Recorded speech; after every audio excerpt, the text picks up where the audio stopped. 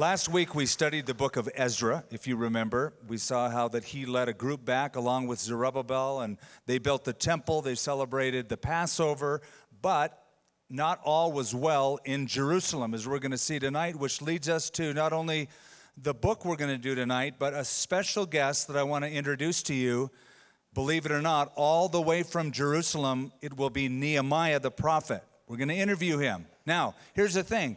Nehemiah, it's the other side of the world, number one, and number two, it's like a few thousand years apart, so there's a little bit of a delay. Technology has helped to band together and make it really good, but there's a little bit of a delay. So I want you to welcome Nehemiah. Please welcome him.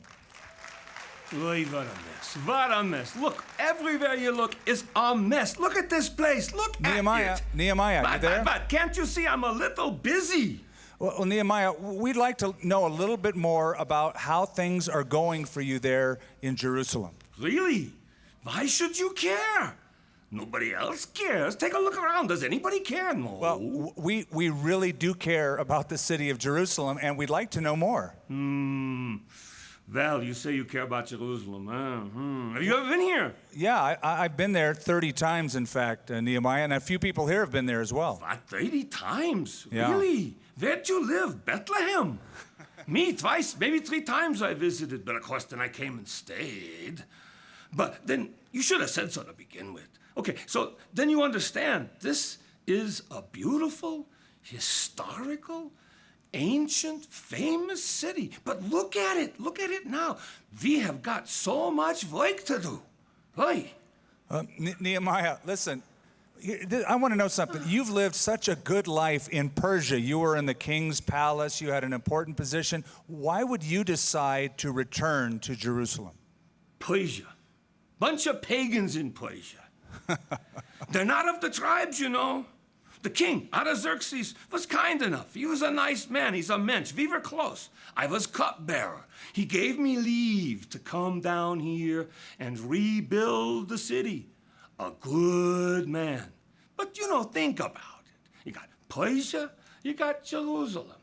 No contest.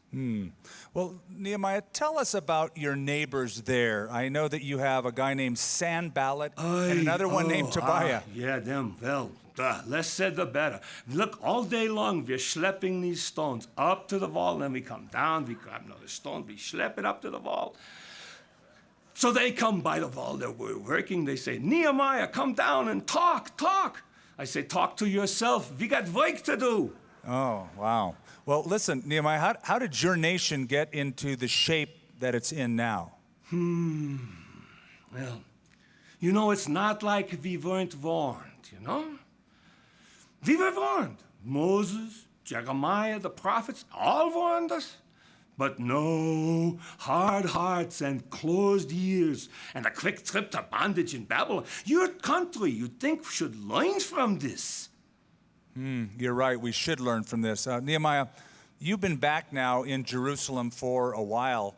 What were the biggest problems that you faced? You want problems? Look around you. Where do I begin? The walls are down. The gates were all burned. 12 gates to this city. Oh, my Lord. The north gate, burned. The sheep gate, gone. The Hanalel Tower, ruined. The fish gate, burned. The dung gate, oi, don't ask. You don't want to know from the dung gate. And enemies are everywhere. And on top of that, the scriptures are ignored. But that's going to change. Huh. Well, now what do you mean by that it's going to change? Well, you don't know, but my friend Ezra, he's coming in very soon, and he's planning to preach right from the scriptures. Well, you know, we're going to do exactly that here in just a minute. In fact, I think you would enjoy the book we're going to be reading tonight because you wrote it. But tell us a little bit more about your rebuilding plan. Well, the walls you can see, we're building them. But one thing we're also building is community along with the walls. Everybody takes care of their section of the wall. We got a sword in one hand, you got a trowel in the other. We're ready to work, we're ready to fight. Well, Nehemiah, I know you're busy. I just have one more question for you. If you were to look ahead many years from now and think about the future of Israel, What do you think Israel will be like in the future? I wish it were not so, but I think maybe Israel always gonna be a thorn in the side of the whole world. Let me tell you a secret though. I think this is how the Lord planned it. Yeah, indeed.